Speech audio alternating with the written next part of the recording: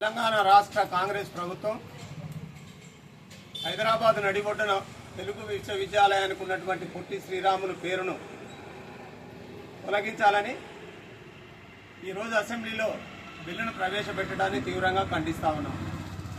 గత సంవత్సర కాలంగా ప్రభుత్వం తెచ్చినటువంటి ప్రతిపాదనను రాష్ట్రం అంతటా కూడా ఆర్యవైశ్యులు అందరం నిరసన తెలియజేస్తున్నప్పటికీ నిర్లక్ష్యంగా ఎవరిని ఆలోచించకుండా కనీసం మర్యాదపూర్వకంగానైనా మా రాష్ట్ర నాయకత్వాన్ని అడగకుండా ఈరోజు అసెంబ్లీలో బిల్లు పెట్టి పేరు మార్చాలనుకోవడం చాలా విడ్డూరం.